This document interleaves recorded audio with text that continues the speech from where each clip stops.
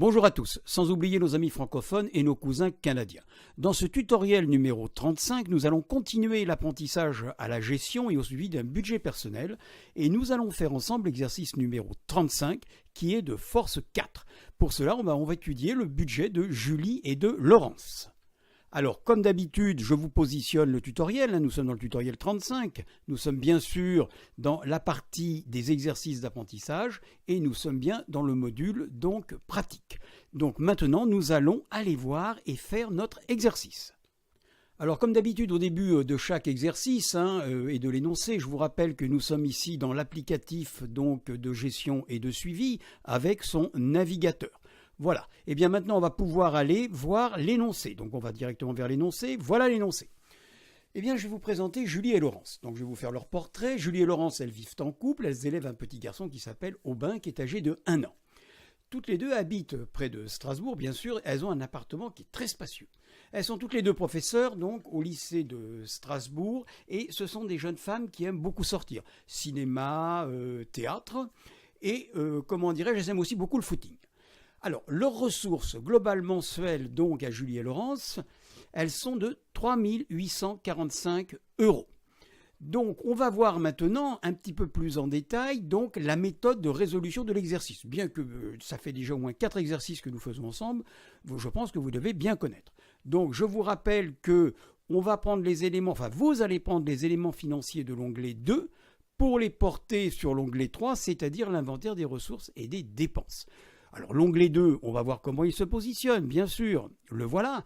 Donc ici, cet onglet où je vous ai positionné, enfin l'exercice, toutes les ressources donc de ce jeune couple, et ici toutes les dépenses. Donc ce sera à vous de les positionner pour pouvoir ensuite, mettre à jour le tableau d'inventaire des ressources et des dépenses. Je reviens donc à mon énoncé de l'exercice.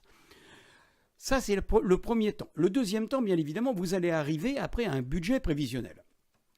Donc, ce qu'il faut regarder tout de suite, c'est est-ce que ce budget est en équilibre ou pas, ou est-ce qu'il y a une marge, une marge inférieure à 1%. Encore une fois, inférieure à 1%, budget prévisionnel, on laisse. Par contre, troisième temps, si le solde est négatif ou dépasse 1%, même dépasse 1%, il faut à ce moment-là revenir à un quasi-équilibre. Donc ça, on va le voir ensemble, mais il va falloir d'abord, bien évidemment, que vous rentriez les éléments financiers. Voilà tous les éléments financiers. Donc, n'oubliez pas de rentrer aussi le solde du compte bancaire au 1er janvier, le solde du livret A.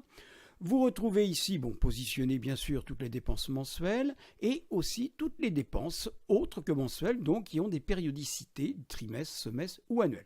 Là, je ne vais pas vous les relire, vous êtes assez grand, vous relisez tout ça et avec tous ces éléments-là, vous allez mettre à jour l'inventaire. Une fois que vous aurez mis à jour l'inventaire des ressources et des dépenses, vous irez voir bien sûr comment se positionne la programmation. Vous irez voir comment se positionne aussi la programmation des dépenses. Là aussi, je vous ai mis en ombré tout ce qui n'est pas mensuel pour vous aider. Et bien évidemment aussi, à la fin, vous irez voir ce que dit Arthur, s'il est content ou pas content. Donc je vous propose maintenant d'aller vous-même chercher l'énoncé et de commencer à rédiger ce cas concret. Je vous laisse faire, mais je vous donne quand même tout de suite rendez-vous dans le corrigé pour que nous voyions ensemble comment se présente donc le bilan prévisionnel de ce jeune couple.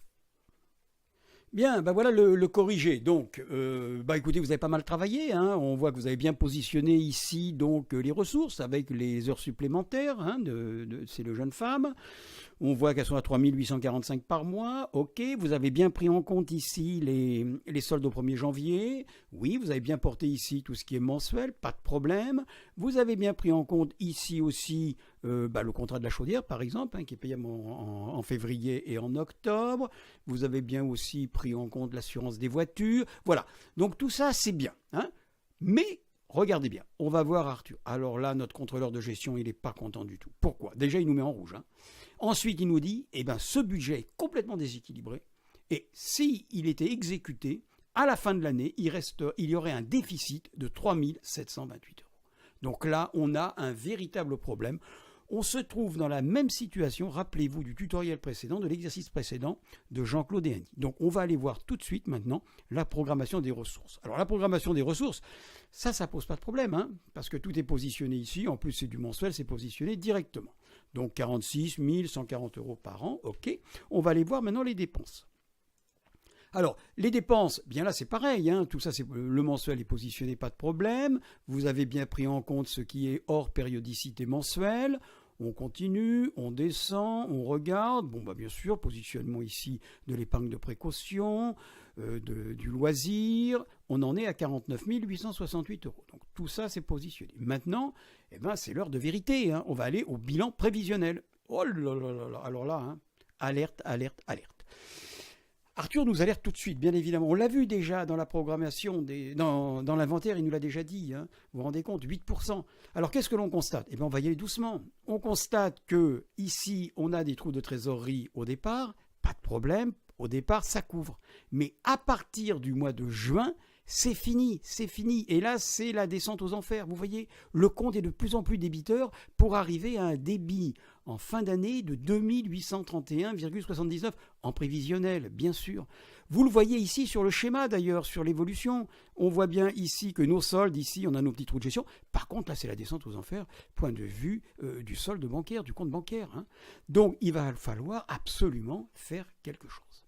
Alors, moi, ce que je vais proposer, hein, je ne sais pas si vous auriez fait pareil, mais d'abord, la première chose que nous savons, c'est qu'on va réduire les dépenses, bien évidemment. Mais on va aller sur les dépenses, on va réduire les dépenses non contraintes. Hein. Dépenses non contraintes, je vous rappelle, hein, c'est la variable d'ajustement, hein, et c'est un peu l'amortisseur de gestion, la dépense non contrainte. Pour cela, les dépenses non contraintes, donc de nature, on est d'accord, loisirs et épargne. Et moi, ce que je vais vous proposer, à l'étude de leur budget, je vais vous proposer que le poste loisir, qui est elles ont doté, enfin en prévisionnel, de 400 €. Vous voyez, il est ici, là, les 400, excusez-moi, les loisirs. Voilà, ici le 400 €. Eh bien, moi, je propose qu'on nous les passions à 250 € par mois en moyenne. Enfin, pas en moyenne, hein, à 250 € par mois. Et de ne consacrer que 300 € à leur épargne de précaution au lieu de 450. Vous voyez quand même qu'aujourd'hui, leur épargne de précaution est de 11%. Donc on pourrait dire que c'est correct. Par contre, où ça dérape complètement, c'est qu'on ne peut pas programmer 14% de loisirs alors qu'on a un déficit prévisionnel de 3 700 € environ. Donc, ce que je vous propose, je vais aller revoir l'inventaire donc des ressources et des dépenses en positionnant donc la diminution des loisirs et la diminution donc de l'épargne. Alors, on y va. Hop, hop, voilà. Donc, on voit que le loisir, on va le faire passer ici de 400 à 250. Donc, voilà. On va faire passer l'épargne de 450 ici à 300. Voilà. Et on va aller voir maintenant notre bilan prévisionnel, puisque tout ça, ça a mis à jour, bien sûr, la programmation. On va aller voir le bilan prévisionnel. Et là, eh bien, Arthur, bon, il nous dit encore c'est en rouge, mais regardez, on n'est qu'à 128 € de déficit, enfin de débours. C'est pas un problème, on est en dessous des 1 €. Donc on peut dire qu'on valide cette prévision de budget. Alors, on voit ici qu'on a toujours nos petits trous de gestion, mais ça pose aucun problème, puisque regardez, en trésorerie, elle passe tranquillement. D'ailleurs, quand on regarde bien l'évolution des soldes, hein, on voit bien ici que nous sommes toujours au-dessus du zéro. Hein, donc pas de problème. Ici, nos petits trous qu'on a de gestion, mais là, pas de problème. Et là, on revoit maintenant hein, eh bien, qu'elles reviennent à une épargne, bon, peut-être un petit peu moins de 11%, mais elles sont, de 8%, pardon, mais elles sont quand même 11% de loisirs. Il faut dire qu'elles aiment bien partir en vacances. Voilà. Mais elles ont fait un effort, en faisant ça, elles font un effort donc en diminuant leurs loisirs, en baissant un peu l'épargne, mais au moins nous avons un budget en équilibre, en quasi-équilibre, mais en équilibre. Alors, j'appelle votre attention sur, vous voyez ici donc l'applicatif a positionné leurs enveloppes hein, pour les dépenses mensuelles. Eh bien, on va aller les voir, comment ça s'est positionné en janvier. Eh bien voilà, vous les avez ici, vous voyez. Voilà, automatiquement, les enveloppes sont venues se positionner. Je vous rappelle que nous sommes dans un suivi de premier niveau, hein, donc un suivi simplifié. Donc, pour ce type de suivi, on va considérer ça comme des enveloppes indicatives. On revient au bilan. Et puis on conclut que, eh bien, maintenant, avec ce nouveau bilan, eh bien, elles vont pouvoir passer une bonne année et malgré tout, elles vont pouvoir avoir des loisirs et elles vont pouvoir épargner. Eh bien, c'est très bien, on leur souhaite vraiment une bonne année. Bien, nous quittons Julie et Laurence et nous allons voir dans le tutoriel prochain, le numéro 36, l'exercice numéro 6. Et là, nous sommes toujours dans une force 4 et nous étudierons le budget de Julie et de Laurence. Alors, comme d'habitude, je vous rappelle que je vous recommande de télécharger le kit de formation pratique sur mon site Gérer son budget, de façon notamment à avoir tous les documents donc, en fichier Excel, donc d'avoir l'applicatif de gestion et de suivi, pour pouvoir d'une part faire les exercices, et puis je l'espère que ça va devenir votre outil pour suivre votre propre budget. Donc, je vous rappelle aussi que si vous avez des recommandations à me demander, si vous avez des conseils à me demander, si vous avez des précisions à me demander sur vos exercices, eh bien, vous n'hésitez pas à me passer un petit mail et je me ferai un grand plaisir de vous répondre. Comme d'habitude, dans le coin à droite, je vous suggère de vous abonner à ma chaîne parce que prochainement, je vais traiter 3 thèmes budgétaires qui me tiennent à cœur. Le premier, c'est la gestion financière d'une association. Le deuxième thème, ce sera la gestion budgétaire d'une mairie, donc d'une collectivité territoriale. Et le troisième thème, ce sera la gestion financière dans le temps d'un budget de surendettement, de façon à ce que la personne surendettée puisse revenir le plus rapidement possible à une situation normale et vivre avec l'esprit tranquille. Je vous dis dans le prochain tutoriel.